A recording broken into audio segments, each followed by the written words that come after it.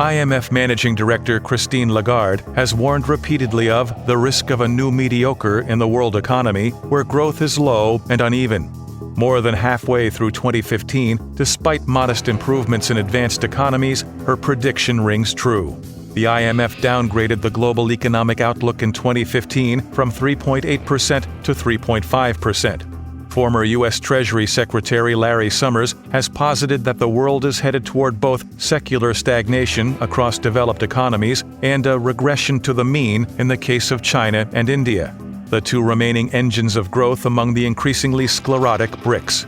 The specter looms of structural limits to growth with a lack of evidence to refute the negativity. This continued dreariness is a drag on investor attitudes.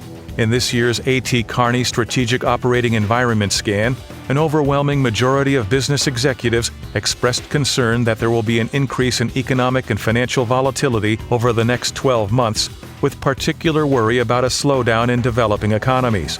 In this year's Foreign Direct Investment Confidence Index, a record-setting 18 of the top 25 countries identified by business executives as investment destinations in the coming 3 years are advanced economies, further pointing to a bearish outlook on developing markets and a strategy of developed economies as safe ports in the storm.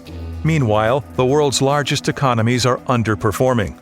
China is coping with what it terms a new normal of targeted 7% growth, while addressing structural issues from local debt to the need to transition to consumer-based growth.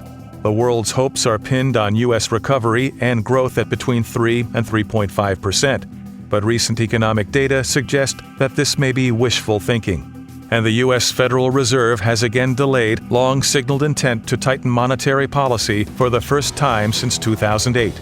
In Europe, early 2015 enthusiasm for the central bank's long-overdue quantitative easing program is dissipating as investors focus on still unresolved Greek debt. Japan is having a better year than expected, but not enough of one to offset this general disappointment.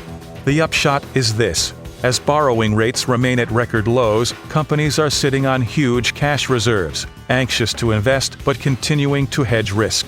The world economy seems unable to reach escape velocity from the gravity of a new mediocre level of growth.